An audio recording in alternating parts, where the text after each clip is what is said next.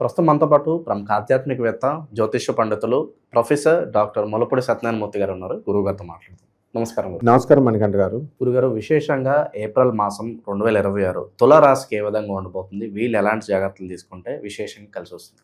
మాణిక్య వీణాం ఉపలాలయంతీం మదాలసాం మంజుల వాగ్విలాసాం మహేంద్ర నిలద్యుతి కోమలాంగీం మాతంగ కన్యాం మనసా స్మరామి. ఓం శ్రీ బెజవాడ కనకదుర్గాదేవి అయి నమః. శ్రీ దుర్గామల్లేశ్వరాభ్యాం నమః. మనకి ఈ తులారాశి వారికి ఏప్రిల్ నెల 2026 సంవత్సరంలో షష్ఠస్థితిగతులైనటువంటి రవి కుజ బుధ గ్రహాల వల్ల శత్రువులపై ఆధిపత్యం సంపాదిస్తారు. భూములు ఎవరి పేరు మీద అయితే రేట్లు ఉన్నాయో, స్థలాలు ఉన్నాయో తులారాశి వారికి వాళ్ళ రేట్లు పెరిగిపోవడానికి అవకాశాలు ఉన్నాయి. అలాగే శత్రువులపై ఆధిపత్యం వీళ్ళు సంపాదించడానికి అవకాశాలు ఉన్నాయి. అలాగే ఈ ఏప్రిల్ 14 దాటిన తర్వాత ఈ యొక్క రవి మేషరాశిలో ఉచ్చస్థితిగతుడు అవుతున్నాడు.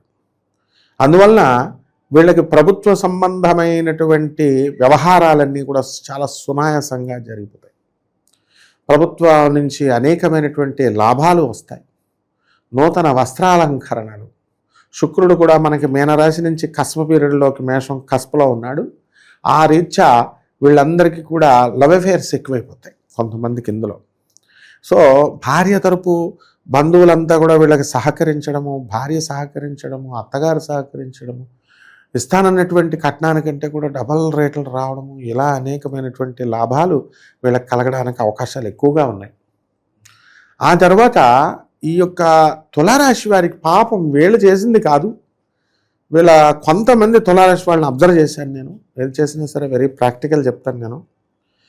వీళ్ళ ఫాదర్లు సెకండ్ సెటప్లు పెట్టుకోవడం వల్ల వాళ్ళకి ఆస్తులు సమతులకి వాళ్ళకి మేలు చేయాలనేటటువంటి ఉద్దేశంతో వీళ్ళకి మేలు చేయాలనే ఉద్దేశంతో వాళ్ళకి పోనీ వాడు కనీసం ఇద్దరు భార్యలకి వాళ్ళకి పిల్లలకన్నా సంతానానికన్నా హెల్ప్ చేస్తాడంటే అది చేయకుండా తీసుకెళ్ళి బ్రోకర్ గారి చేతిలో పోనీ ఫుల్గా డబ్బులు తీసుకున్నాడంటే ₹1,00,00,000 దానికి 50,000 తీసుకుని అన్నట్టుగా మొత్తం మీద ఆస్తులన్నీ కూడా కోర్టుల్లో పెట్టేశాడు. ఆ బ్రోకర్ గారు ఏం చేస్తాడు, ఆటోమేటిక్గా రాసుకుంటాడు అండ్ బ్రీచ్ ఆఫ్ కాంట్రాక్ట్ అని పెట్టేసి అండర్స్టాండింగ్ ఎంఓయూ రాయించుకొని అది కోర్టులో పెట్టేసి స్టే తీసుకొచ్చేసి వీళ్ళని ఇబ్బంది పెడుతున్నాడు. ఆ కోర్టు కేసుల్లో ఈ యొక్క తులారాశి వారు తిరుగుతున్నారు.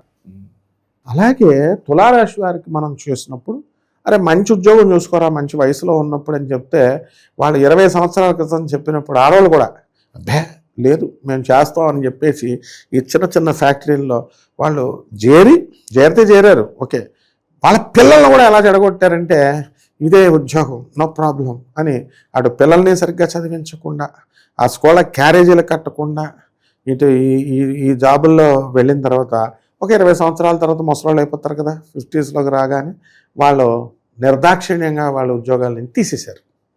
ఆ విధంగా అన్ఎంప్లాయ్మెంట్ అనేటటువంటిది ఈ తులారాశి వాళ్ళు చాలామంది ఇప్పుడు పడుతున్నారు. దానివల్ల ఏమవుతుంది, అటు పిల్లల చదువు నాశనమైంది.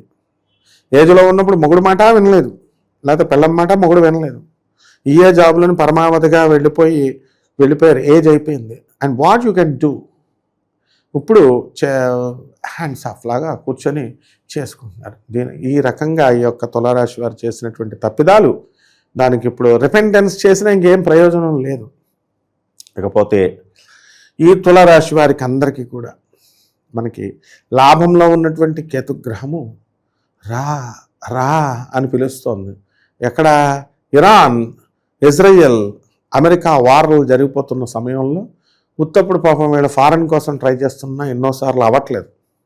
కానీ ఇప్పుడు వీళ్ళకి దుబాయ్ దేశాలు వాళ్ళు ఆఫర్లు ఇస్తున్నారు. ఓ పక్క బాంబులు పడుతున్నాయి, ఏం పర్లేదు, ఇదే మంచి సమయం రెండరా అని చెప్పి ఉద్యోగాలు కూడా ఇస్తున్నారు. ఈ సమయంలో తులారాశి వాళ్ళంతా కూడా దుబాయ్ వెళ్ళిపోవడం మంచిది. ఉంటే ఉంటుంది, ప్రాణం పోతుందని రిస్క్ చేయాలి. ఏ విషయాల్లో ఎక్కువగా జాగ్రత్త లేకపోతే నష్టపడే అవకాశాలు కనిపిస్తున్నాయి? తులారాశి వారికి ఇప్పుడు అన్ని విషయాల్లోనే బాగానే ఉంది. పిల్లల మీద గారాబం బాగా పెడుతున్నారు, అదొక్కటే పెట్టకూడదు. వీళ్ళకి జనాల మీద ఇంట్రెస్ట్ ఎక్కువ ఉంటుంది. తులారాశి వారికి ఎప్పుడు కూడా జనాలు ఉండాలన్నమాట ఎప్పుడు పక్కన. సో అతి గారాబం చేస్తే పిల్లలు పాడైపోతారు. అందుకే మా గురువుగారు మొన్న కోడిగుడ్లు పెట్టి శోభనం పెళ్లి కొడుకుల్లా స్టూడెంట్స్ని అన్ని వసతులు ఇవ్వాలా అని పాప మంచి ఉద్దేశంతో చెప్పారు. పుల్లారెడ్డి అని నా స్టూడెంట్ ఉండేవాడు, అసిస్టెంట్ ప్రొఫెసర్ అతను. అతను ఏం చేసేవాడు, ఎంటెక్ చదివిన స్టూడెంట్స్ని నేల మీద కూర్చోబెడుతున్నాడు. ఏంటి పోలారిటీ, నేల మీద కూర్చోబెడుతుంది. ఎయిట్ స్టూడెంట్స్ అన్నాడు, కూర్చోబెట్టాలి, కుర్చీలు ఎందుకు వీళ్ళకి, స్టూడెంట్స్ వాళ్ళు అనేవాడు. వాడే రైట్ అనిపించింది. అదే మా గురువుగారు ఇప్పుడు గరికపాటి నరసింహారావు గారు అదే చెప్పబోయి వేరే రూట్లోకి వెళ్ళిపోయింది అనమాట. సో ఆ విధంగా తులారాశి వాళ్ళకి ఇప్పుడు బ్రహ్మాండంగా పాపం ఉంది. పిల్లలకు ఆరాభం అయి పెట్టకూడదు అండ్ వితండవాదాలు చేయకూడదు. వీళ్ళు ఏంటంటే పట్టిన 3 కందేలకి 3 కాళ్ళు అనే రకం ఈ నెలలో, ప్రతిసారి కాదు. అండ్ ఎప్పుడు కూడా పార్టీలు పబ్బాలన్నీ తిరిగే వాళ్ళకి వైరాగ్యాలు వచ్చేస్తాయి. ఇప్పుడు కొంతమందికి చెస్ట్ పెయిన్, గ్యాస్ట్రిక్ ప్రాబ్లమ్, ఎప్పుడు పార్టీలు పెట్టుకుంటూ ఉంటారు చాలామంది, ఎక్కువ మంది. సో ఈ రకంగా వండర్ఫుల్గా ఉంది. సో ఆ విధంగా విదేశాలలో ఈ తులారాశి వారికి అందరికీ కూడా ఉద్యోగాలు రావడానికి అవకాశాలు ఉన్నాయి మొట్టమొదట. ఇక భార్యాభర్తల మధ్య కొట్లాటలు, ఫైటింగ్లు, ఇవన్నీ కూడా మిస్అండర్స్టాండింగ్స్, ఇవన్నీ కామన్.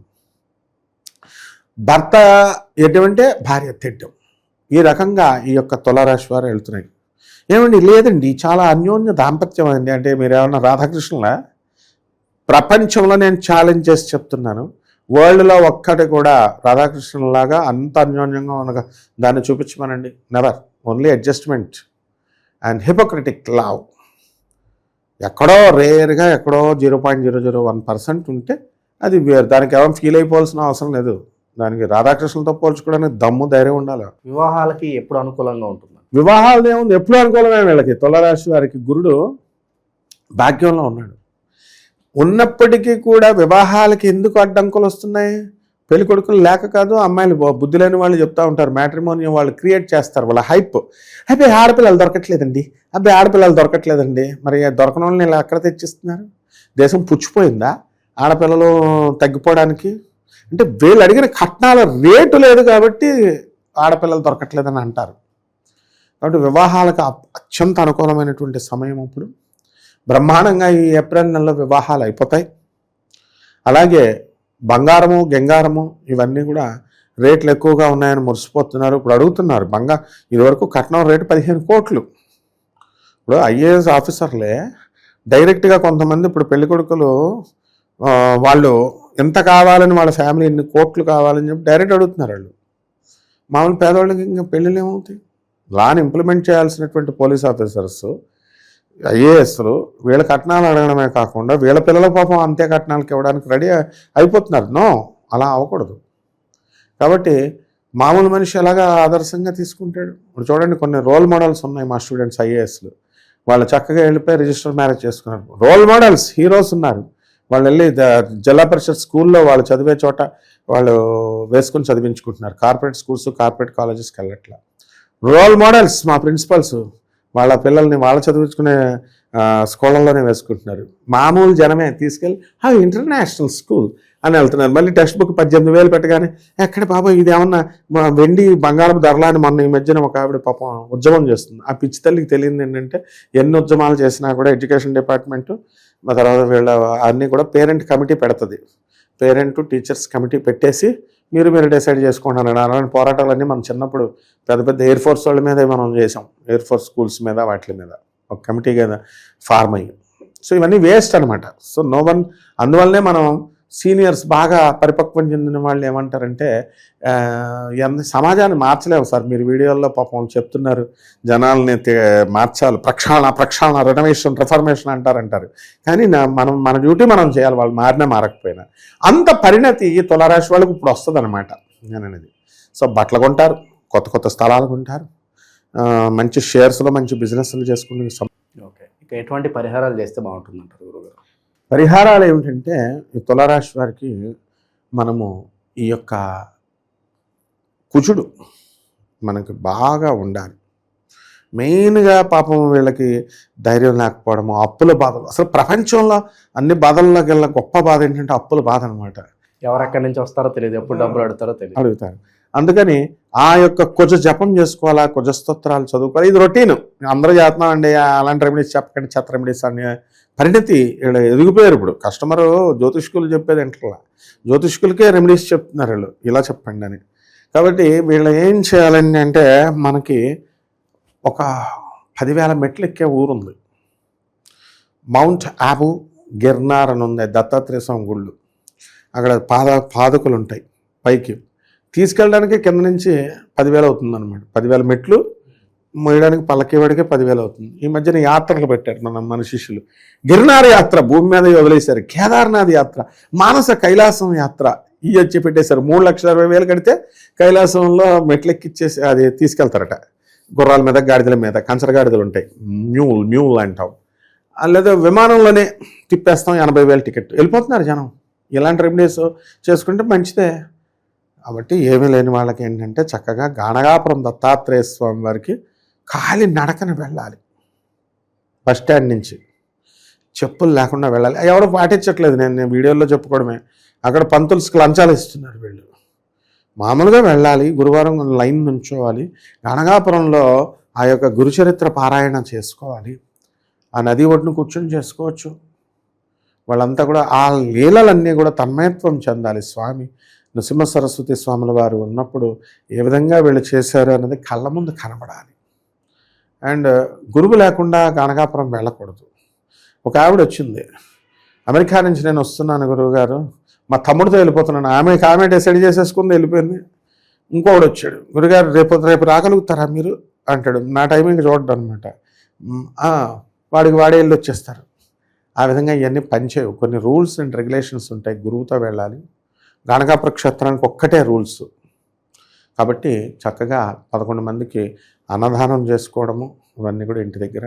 దత్తాత్రేయ స్వామి వారికి ఈజ్ ఎ వెరీ స్ట్రిక్ట్ గురువు అనమాట.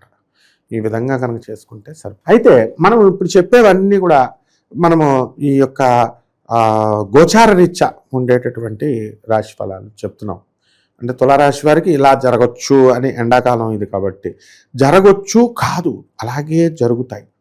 ఇలాగ అమావాస్య అని మన వాళ్ళు కౌంట్ చేస్తే అలాగే అమావాస్య కరెక్ట్గా 15 రోజుల తర్వాత, పౌర్ణమి 15 రోజుల తర్వాత వస్తుంది. ఎండాకాలం ఈ యొక్క పరాభవనామ సంవత్సరంలో అగ్ని ప్రమాదాలు వస్తాయని చెప్పాను. వరుస పెట్టి అగ్ని ప్రమాదాలు, బస్సులు కాలిపోతున్నాయి, మంచి ఎక్కడ పడితే అక్కడ కారు కాలిపోతుంది, అన్నీ. ఆ విధంగా మన ఋషులు ఇచ్చినటువంటి దాన్ని మినిమం ఏ జ్యోతిష్కుడైనా చెప్పగలుగుతాడు గోచార రీత్యా. మనం కష్టపడకుండా మనం వచ్చేయాలని ఫలితాలని ఆశించే వాళ్ళకి మాత్రం అది జరగవన్నమాట. ఇప్పుడు వ్యక్తిగతంగా వీళ్ళ కనుక జాతకంలో ఎప్పుడు ప్రమోషన్ వస్తుంది, ఎప్పుడు ఉద్యోగం వస్తుంది, ఎప్పుడు పెళ్ళిళ్ళు అవుతాయి, ఇలాంటి వ్యక్తిగత జాతకాలు బ్రాడ్ మైండ్తో, డిసిప్లిన్తో తెలుసుకోవాలి అనుకునేటటువంటి వాళ్ళ కనుక మనల్ని సంప్రదించినట్లయితే తప్పకుండా వాళ్ళకి మనం అపాయింట్మెంట్ ఇచ్చి వాళ్ళకి చెబుదాం. ముఖ్యంగా వీళ్ళు ఏంటంటే మన దగ్గరకు వచ్చేటటువంటి వాళ్ళు definitely they should be very well discipline ఉండాలి. గిగోలు పనిచేయవు మన దగ్గర. కాబట్టి తెలుసుకోవాలి, నా జీవితాన్ని నేను ఉద్ధరాత్మన, నా జీవితాన్ని నేను బాగు చేసుకోవాలి అనేటటువంటి తపన ఉండాలి. అలాంటి వాళ్ళు మనకు కావాలి. అంతేగాని ఒకసారి ఫోన్ కొట్టి ఎత్తకపోతే ఇంకొదిలేసి ఇదిగో మేము డబ్బులు ఇస్తున్నాం కదా అని ఆ టైప్లో గురువు దగ్గర నడవం. కాబట్టి మన గురువు పరంపర అనేటటువంటిది చాలా గొప్ప పరంపర మనది. కాబట్టి జాగ్రత్తగా వీళ్ళు కనుక తెలుసుకుంటే డెఫినెట్గా వీళ్ళకి మనకి లైఫ్లో వాళ్ళు సెటిల్ అవుతారమ్మా. మంచి విశ్లేషణ అందించారు. ధన్యవాదాలు. ధన్యవాదాలు.